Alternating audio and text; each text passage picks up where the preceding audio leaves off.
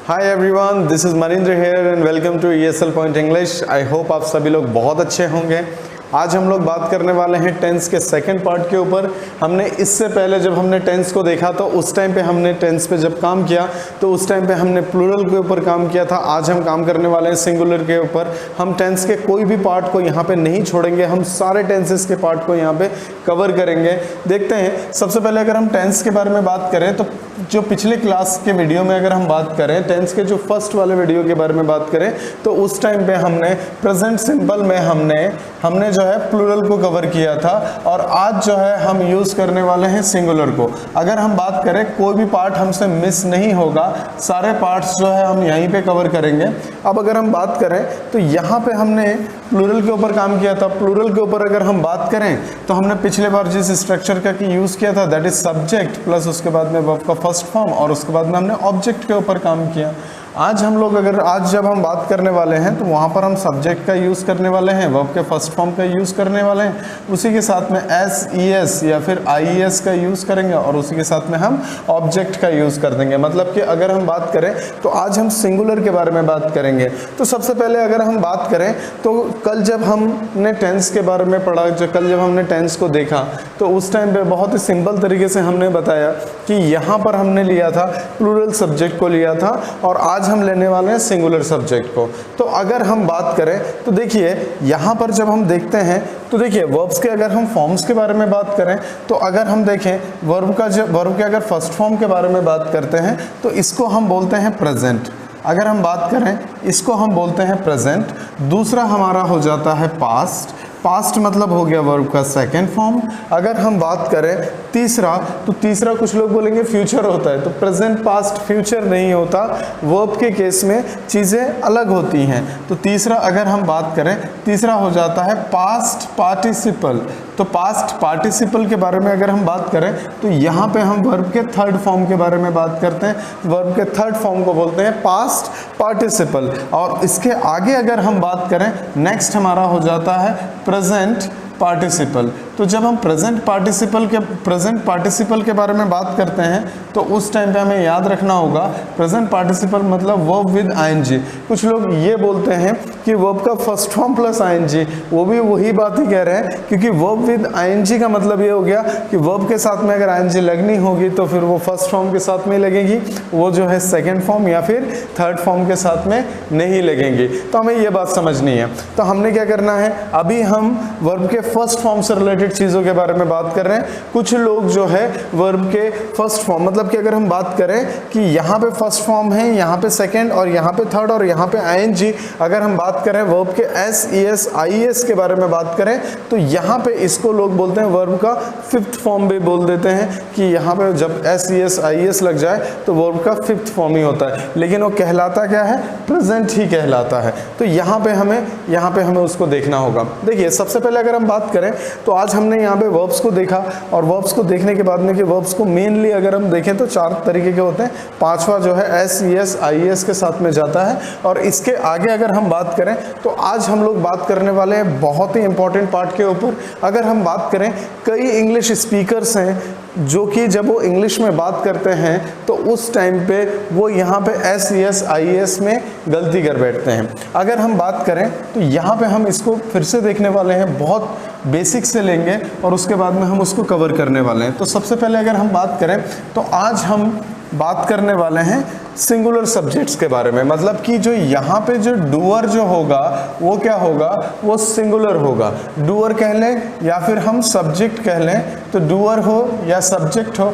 उसी के साथ में वर्ब का फर्स्ट फॉर्म और उसके बाद में अगर हम बात करें SES या IES का यूज़ करेंगे और उसके बाद में हम ऑब्जेक्ट का यूज़ कर देंगे।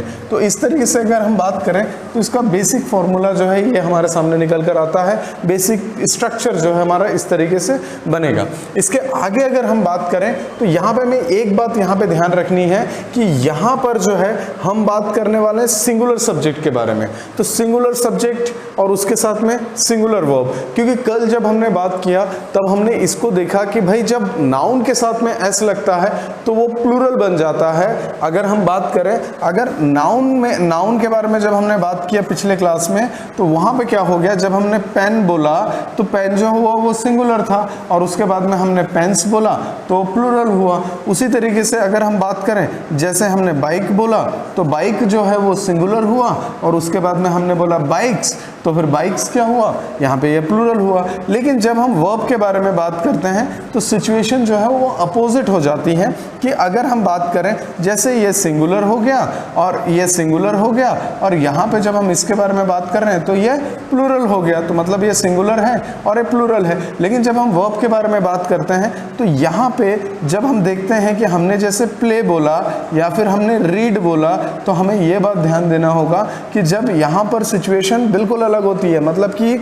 नाउन में जब एस लगे, ईएस लगे, आईएस लगे तो फिर वो क्या होता है, वो प्लूरल बनता है। लेकिन जब हम वर्ब के बारे में बात करते हैं तो जब वर्ब में एस, ईएस, आईएस लगता है तो वो सिंगुलर हो जाता है, मतलब कि दोनों एक दूसरे के बिल्कुल अपोजिट चलते हैं।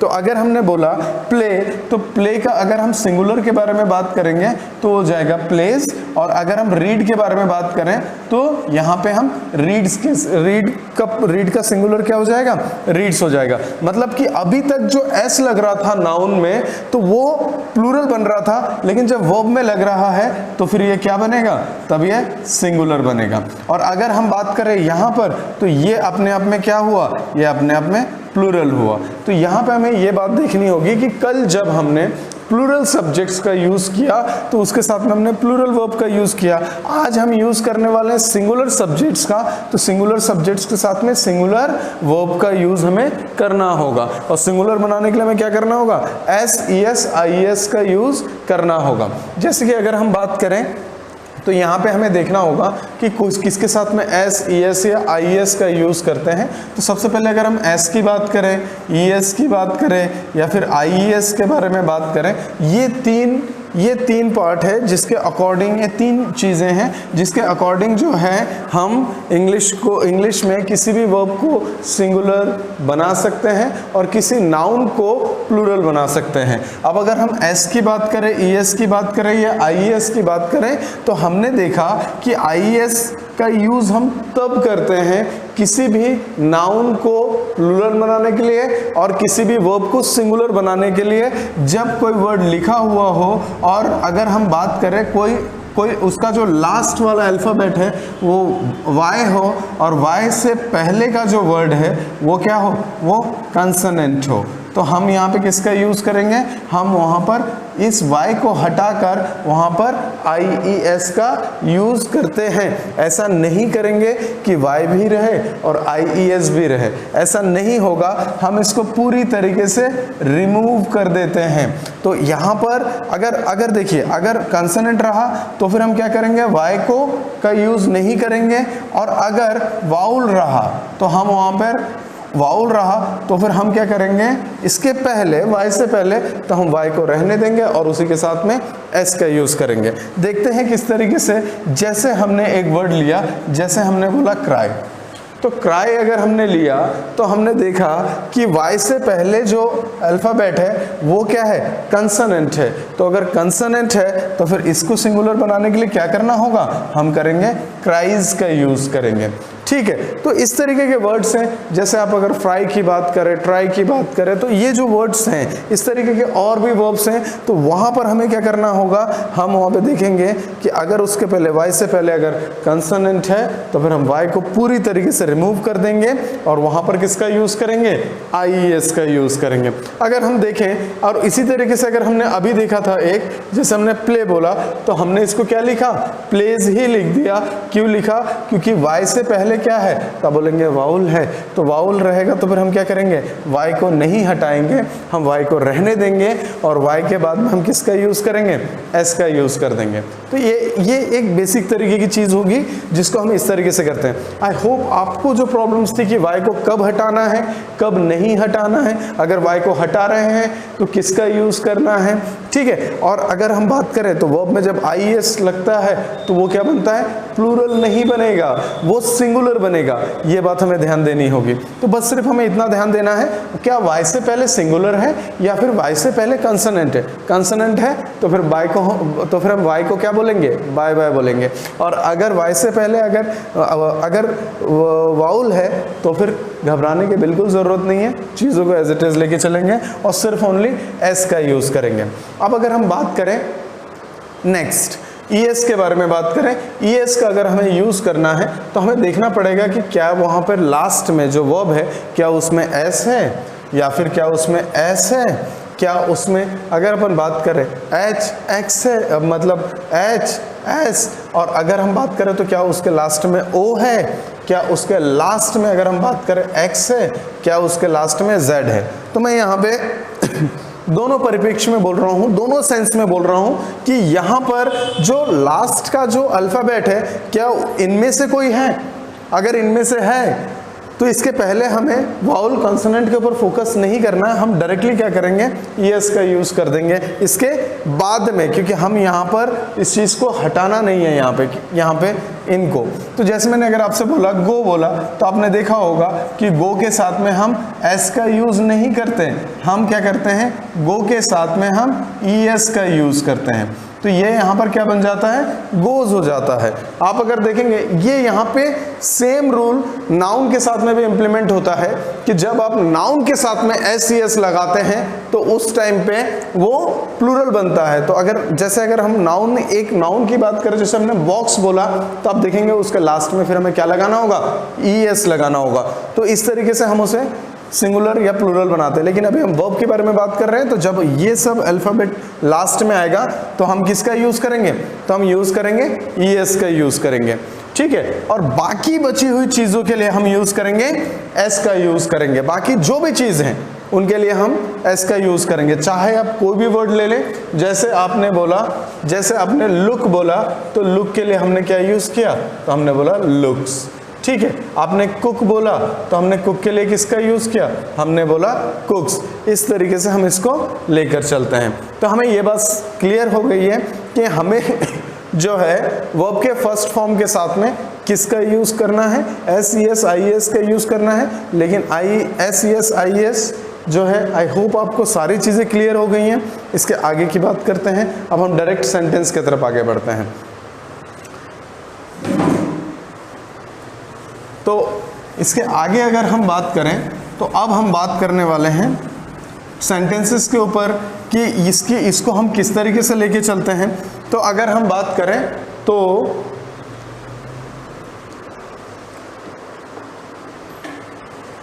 यहाँ पर सब्जेक्ट रहा, सब्जेक्ट के बाद में वर्ब का फर्स्ट फॉर्म रहा, SES IES का यूज हो रहा है। तो हमने अगर देखिए, अगर सिंगल पर्सन है सिंगुलर सब्जेक्ट लगेगा, सिंगुलर सब्जेक्ट के साथ में सिंगुलर वर्ब लगेगा। अब मैंने क्या बोला, मैंने बोला माय फादर, मैंने बोला कि माय फादर, और उसके बाद में मैंने बोला कि माय फादर, और उसके बाद में मैंने बोला गो टू मार्केट, ठीक है। मैंने बोला my father go to market. अब हम लोग यहाँ पे जो बात कर रहे हैं, यहाँ पे हम लोग सबसे पहले अगर हम बात करें, हम टेंसेस के बारे में बात कर रहे हैं। आज हम लोग बात कर रहे हैं, जैसे कि अगर हम बात करें टेंस में, हम कौन से पार्ट के ऊपर बात कर रहे हैं, हम बात कर रहे हैं प्रेजेंट सिंपल टेंस के ऊपर बात कर रहे हैं। ये हमारा वीडियो नंबर 2 है।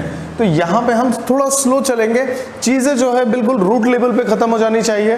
जितने ज़्यादा से ज़्यादा एग्जाम्पल हो उनको हमें लेके चलना है। तो जैसे अभी हम देखें, मैंने बोला कि मैं फादर गो टू मार्केट। अभी हमने देखा कि यहाँ पे जो सब्जेक्ट है ये यहाँ पे क्या है, सिंगुलर है। तो क्या वर्ब सिंगुलर है, तो आप कहेंगे नहीं वर्ब सिंगुलर नहीं, वर्ब प्लूरल है। तो वर्ब अगर प्लूरल है तो कैसे करके हो सकता है, तो यहाँ पे हमें वर्ब को सिंगुलर करना होगा। तब हमने क्या बोला, यहाँ पे ओ है तो IES का यूज करते हैं। हमने क्या बोला, अब my father goes to market, इस तरीके की बात। अब आगे हमने क्या बोला, माय ब्रदर, और उसके बाद में मैंने बोला नीड अ पेन। मैंने क्या बोला, my brother need a pen, मेरे भाई को एक पेन की ज़रूरत है। क्या अभी भी ये सही है, तो आप बोलेंगे कि नहीं। यहाँ पर अगर हम बात करें तो यहाँ पे आप क्या बोल रहे हैं, माय ब्रदर बोल रहे हैं, लेकिन वर्ब तो प्लूरल लगा दिया। तो यहाँ पे क्या करना होगा, सिंगुलर सब्जेक्ट है तो सिंगुलर वर्ब लेना पड़ेगा। तो यहाँ पे डी है तो उसके बाद में हम क्या यूज़ कर देंगे, नीड्स। तो क्या बना, my brother needs a pen. इस तरीके से हम लेके चलते हैं। जैसे आपने बोला माय फ्रेंड, और उसके बाद में आपने बोला स्पेंड मनी, मतलब मेरे दोस्त जो है, मेरा दोस्त जो है वो पैसे खर्च करता है। अब यहाँ पे अगर हम बात करें तो आप यहाँ पे देखेंगे कि माय फ्रेंड है, उसके बाद में स्पेंड है, तो माय फ्रेंड सिंगुलर है। अब यहाँ पे हम देख रहे हैं कि यहाँ पे प्लूरल वर्ब लगा हुआ है, तब आप ये बोलेंगे कि अब आपके पास में एक चीज है, अगर आपके पास में फ्रेंड्स ज्यादा है तो आप एस यहाँ पे लगा दीजिए, आपका सेंटेंस सही है। अगर आपके पास में फ्रेंड एक है तो फिर आपको एस यहाँ पे लगाना होगा, माय फ्रेंड स्पेंड्स मनी। हम इस तरीके से बात करेंगे।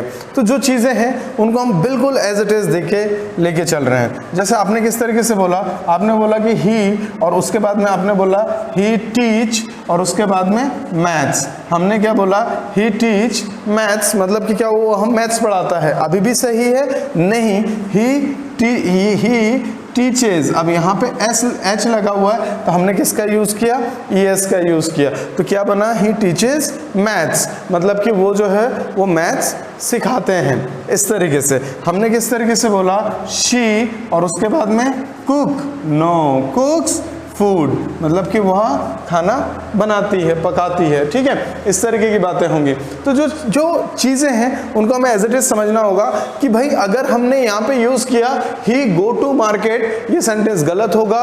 कई बार हम जल्दी में हम बोल देते हैं, इवन कई बार हम राइटिंग में भी कर बैठते हैं, तब हमें ये चीज़ समझनी होगी कि यहाँ पर हमें जो है सिंगुलर के साथ में सिंगुलर वर्ब का यूज़ करना होगा। आपने अगर यहाँ पे बोला तो आप यहाँ पे किसी के बारे में बात कर सकते हैं। आपने बोला कि अजय मेक फ्रेंड, नहीं, अजय मेक्स फ्रेंड्स, इस तरीके की बात होगी, तो वहां पर हम यूज करेंगे सिंगुलर के साथ में। तो जो भी चीज आप सिंगुलर के बारे में बात करते हैं, अब आपको ये चीज देखनी है, अगर हम सिर्फ स्पोकन की बात करें, लर्निंग की बात करें, इसको हम अपने लाइफ के साथ में कनेक्ट करके रखने की बात करें, तो यहाँ पे आपके आजू बाजू के लोगों को देखना होगा। आप अपने पापा को देखिए, आप अपनी मम्मी को देखिए, आप अपने ब्रदर को देखिए, आप अपने सिस्टर को देखिए।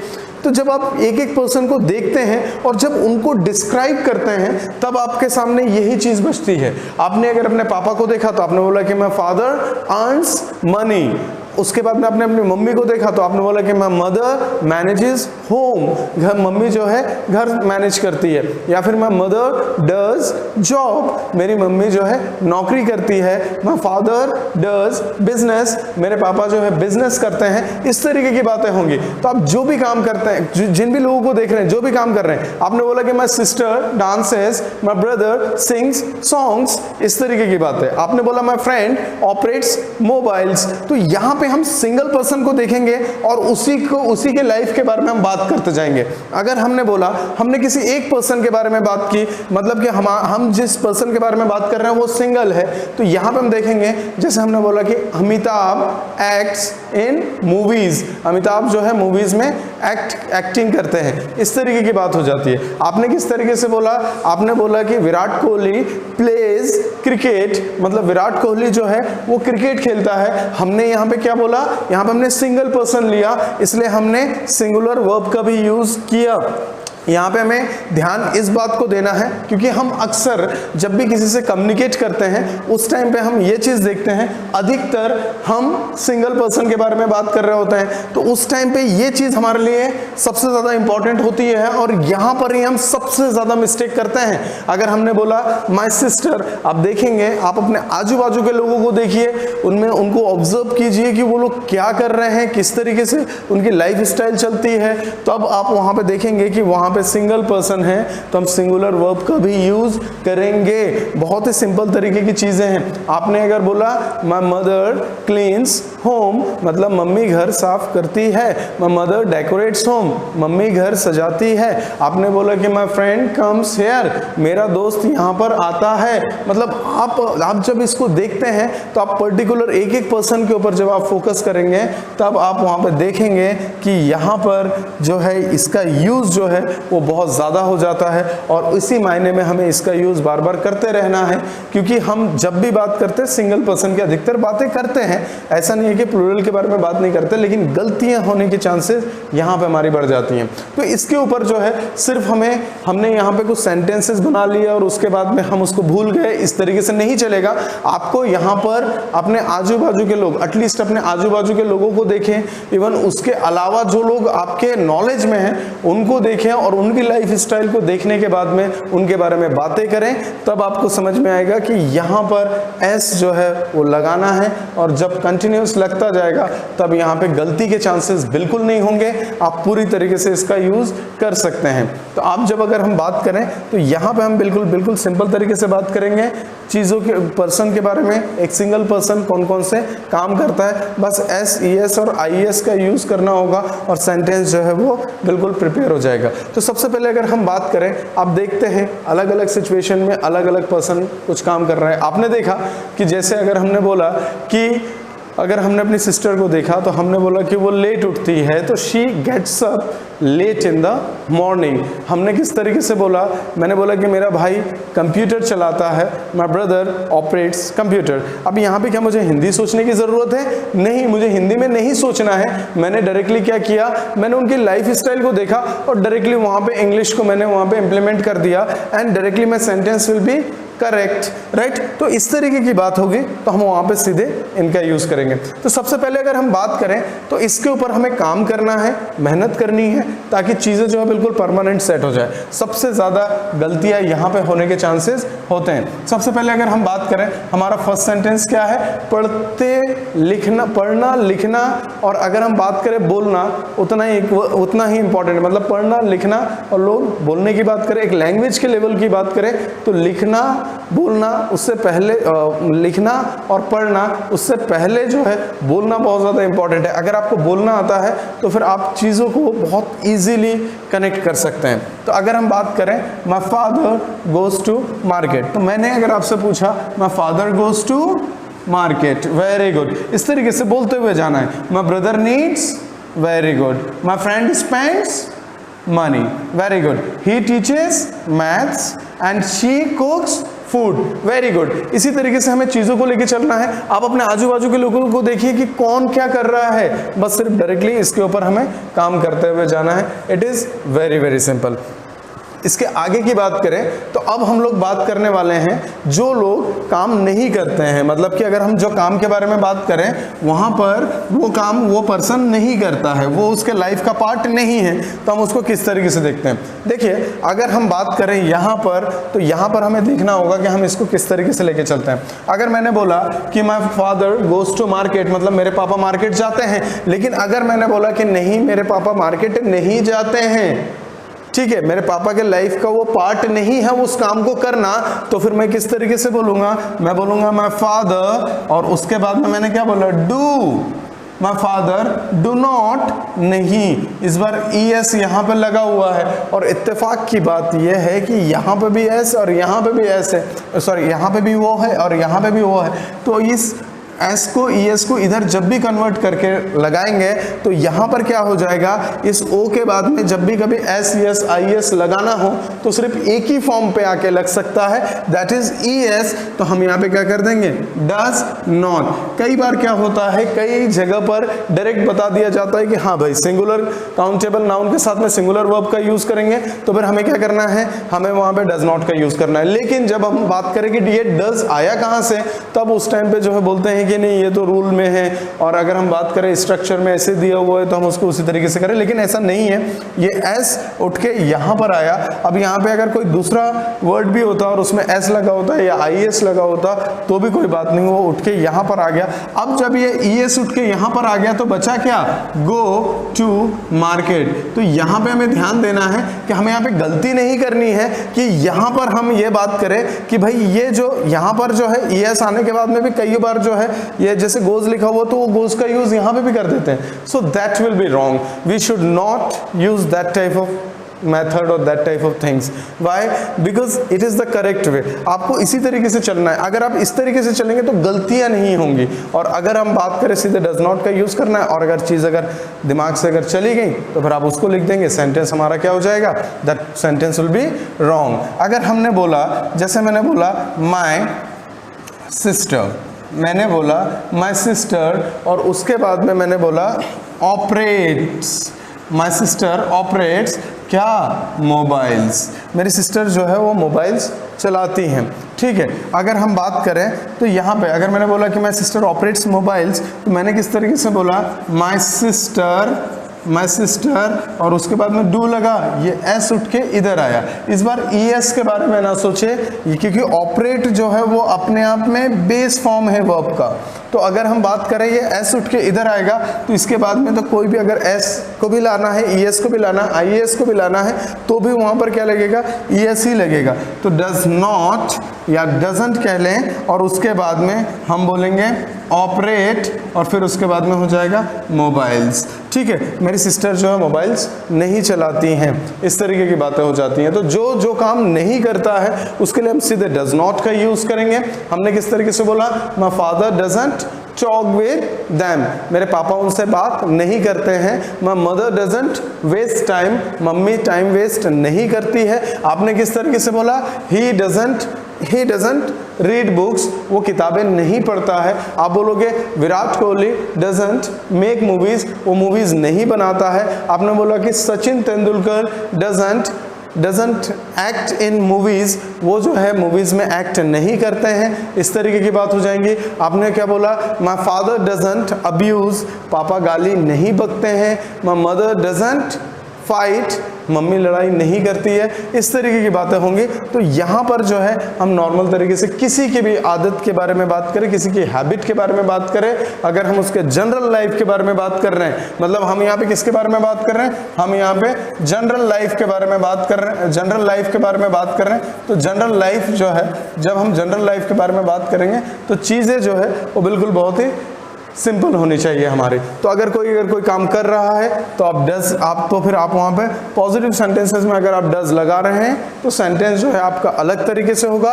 और अगर आप नहीं लगा रहे हैं, अगर आप क्योंकि वो अगर यूज़ कर रहे हैं, तो फिर आप डज के बाद में भी वहाँ पे उस डज के साथ में नॉट ना लगा के अलग तरीके से करेंगे। देखिए कुछ डाउट्स होते हैं, उसको हम करते हैं कि किस तरीके से हम करें। देखिए अगर हम बात करें इसके आगे, जैसे मैंने बोला कि अगर एक सेंटेंस इस तरीके का है, जैसे मैंने बोला ही और उसके बाद में डज, ही डज, और फिर मैंने बोला मिस्टेक्स। तो अगर हम बात करें यहाँ पर वर्ब क्या है, डज है, तो यहाँ पे क्या ये वर्ब हेल्पिंग वर्ब है? नहीं, ये मेन वर्ब है, क्योंकि नॉट को किसके साथ में लगना होगा, नॉट को लगना होगा हेल्पिंग वर्ब के साथ में। तो यहाँ पे अगर हम बात करें तो हमने देखा ही आया, और उसके बाद में हमने यहाँ पर देखा कि यहाँ पर क्या है, ईएस लगा हुआ है। तो यहाँ पे उस ईएस को इधर ला लिया, और हमें पता है नॉट को लगाने के लिए हेल्पिंग वर्ब अगर नहीं दी हुई है तो फिर हमें डू का यूज़ करना है। तो यहाँ पे हमने इसको इधर कन्वर्ट कर दिया, तो ये हो गया डज, और उसके बाद में हो गया डजंट कर लीजिए, और उसके बाद में ये डू यहाँ पर आ गया, और उसके बाद में मिस्टेक्स का यूज़ कर लीजिए। तो क्या हो गया, he doesn't do mistakes. Sentence जो हमारा इस तरीके से जाएगा। आइए और भी देखते हैं। जैसे मैंने बोला कि शी, और उसके बाद में शी डज जॉब, ठीक है, शी डज जॉब, वो नौकरी करती है। अब अगर हमें नेगेटिव में बनाना है तो हम बोलेंगे शी, और उसके बाद में नेगेटिव में बनाने के लिए हमें यहाँ से कुछ लेने की ज़रूरत नहीं है। जब हमने देखा कि यहाँ पे हेल्पिंग वर्ब नहीं है तो हमारे दिमाग में सिर्फ एक ही वर्ड आना चाहिए, दैट इज डू।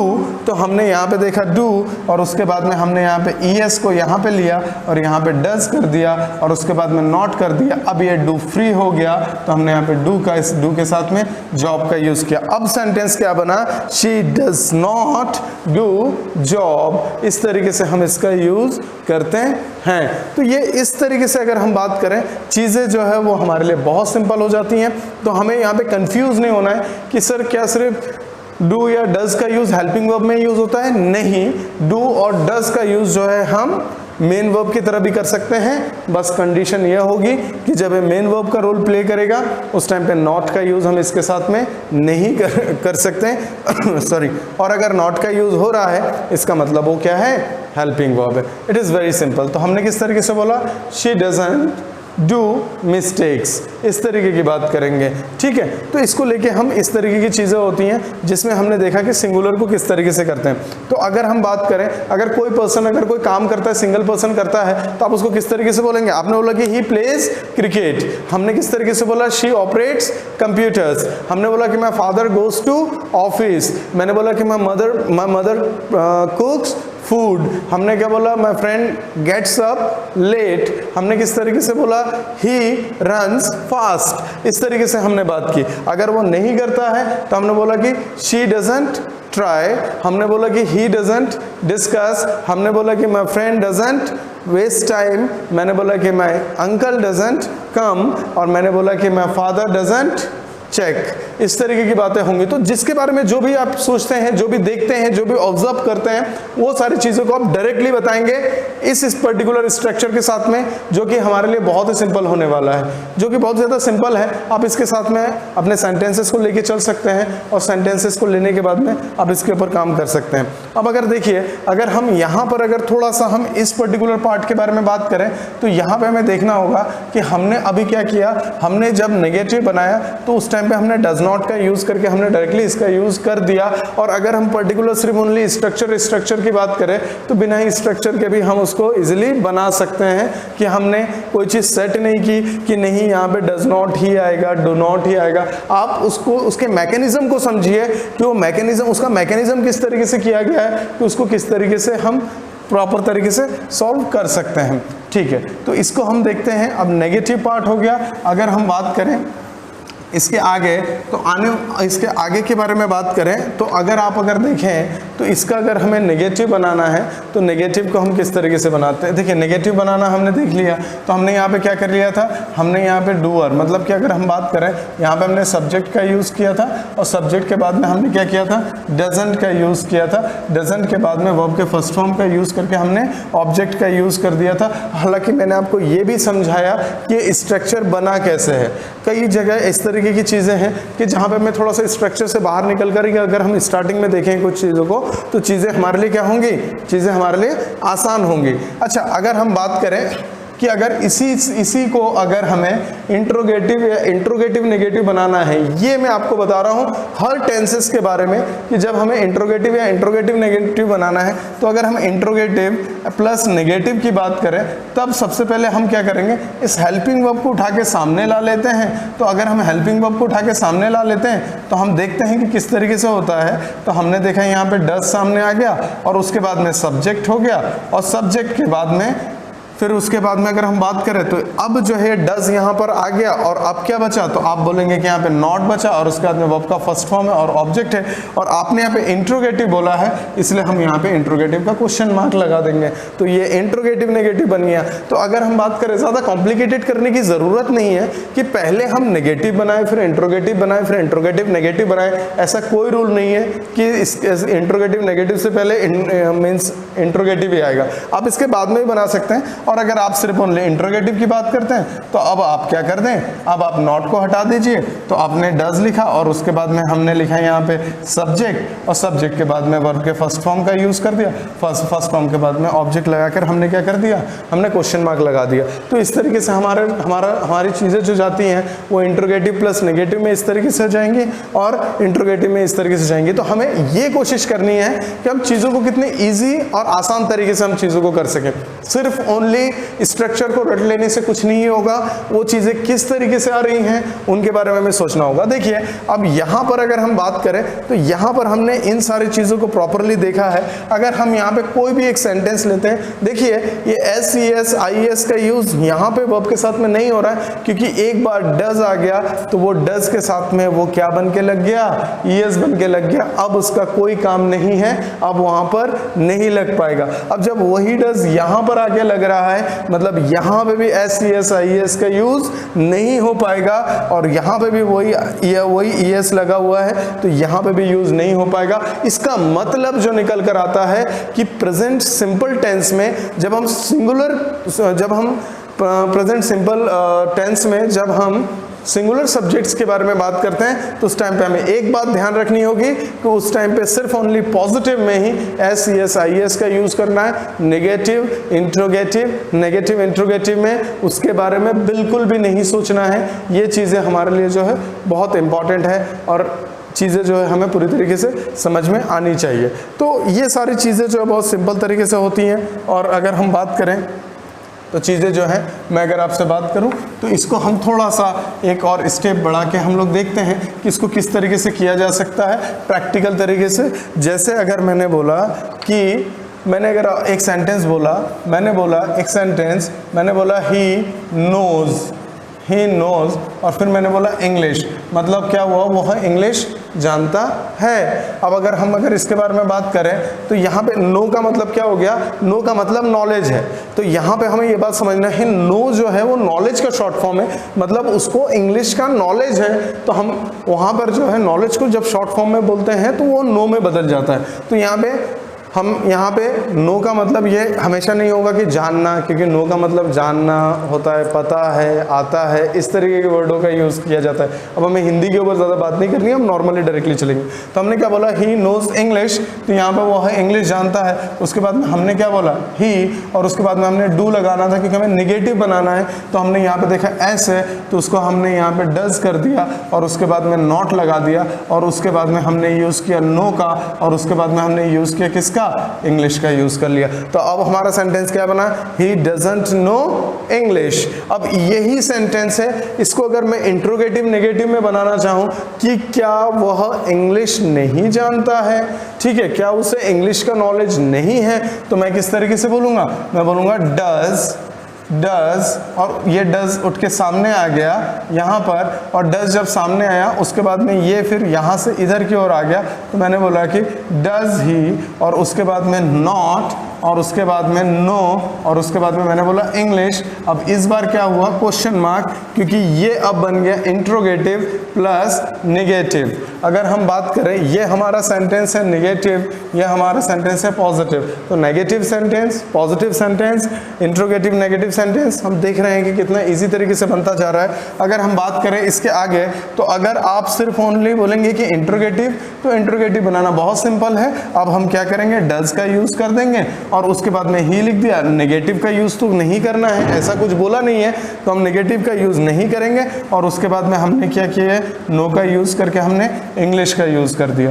तो इस तरीके से, अब इंट्रोगेटिव है तो क्वेश्चन मार्क जाएगा ही। तो इस तरीके से हमने देखा कि कितने इजी तरीके से हम इसके सिंगुलर पार्ट के ऊपर काम करते हैं। लेकिन एक बात याद रखना है कि यहाँ पर अगर हम बात करें तो आपको एक बात ध्यान रखना है कि जब एक बार डज नॉट लग गया तो यहाँ पे कोई भी वर्ड हो उसके साथ में SES ना तो बोलना है ना ही लिखना है। और अगर किसी ने लिख दिया तो उस टाइम पे आपको बताना है कि नहीं, ये गलत है। हमारे मास्टर जी ने बताया है कि यहाँ पर ये जो नोज है दैट इज कंप्लीटली रॉन्ग, ठीक है, ओके। उसके बाद में डज आ गया, डज देखते ही सेंटेंस में चेक करो क्या वर्ब में एस है, तो अगर वर्ब में एस है तो फिर वो गलत है, वहां पर एस नहीं होना चाहिए। डज है तो फिर मतलब कि अगर हम बात करें तो यहाँ पर एक ही शेर है और यहाँ पे दूसरा नहीं होगा। तो यहाँ पर अगर हम बात करें एस का यूज यहाँ पर बिल्कुल नहीं होगा एडिशनल जोड़कर, ठीक है। तो इस तरीके की चीज़ें जो है हमारे लिए बहुत ज़्यादा इंपॉर्टेंट होती हैं चीज़ें। आई होप आपको सारी चीज़ें प्रैक्टिकली समझ में आ रही हैं। और आज हमने यहाँ पर देखा, इसके सेकंड पार्ट में हमने सिंगुलर को देखा। इसी के बाद में आने वाले वीडियोस में हम जो है इसको बहुत ही डीप लेवल पे लेके जाएंगे, क्योंकि लास्ट टाइम हमने प्लूरल को किया था, आज हमने सिंगुलर को किया। और इसके बाद में जो वीडियोस होंगे उसमें हम कोशिश करेंगे कि मैक्सिमम चीज़ों को हम कवर करते हुए चले ताकि चीज़ें बहुत आसान हो जाए। लेकिन हमने इसको ज़्यादा टाइम इसलिए दिया क्योंकि ये जो है ये इंग्लिश के बेस लेवल की चीज़ें होती हैं जहाँ पे बातें बहुत ज़्यादा करना ज़रूरी है, चीज़ों को समझना और समझाना बहुत ज़्यादा ज़रूरी है, क्योंकि चीज़ें अगर मिस हो जाए तो उसके बाद में चीज़ें कहीं ना कहीं उलझते हुए चली जाती हैं। आई होप आपको सारी चीज़ें स्टेप बाय स्टेप चीज़ें समझ में आ रही है। नेक्स्ट वीडियो में हम इससे कुछ एडवांस चीज़ों के बारे में बात करेंगे और उसके बाद में इंग्लिश स्पोकन की बात करें, ग्रामर की बात करें, सारी चीज़ें हमारे लिए बिल्कुल it will be a cup of tea for you, it will become really very simple for you. So अब हम मिलते हैं अपने नेक्स्ट वीडियो में। एंड अगर आपको वीडियो पसंद आए तो आप इसको लाइक कीजिए, अपने दोस्तों के साथ में शेयर कीजिए। कोई प्रॉब्लम हो या वीडियो कैसा लगा आप उसको कमेंट कीजिए, और इसी के साथ में चैनल को सब्सक्राइब कर लें ताकि वीडियो आप तक रेगुलर पहुंचता रहे। Thank you so much for your cooperation. Best of luck.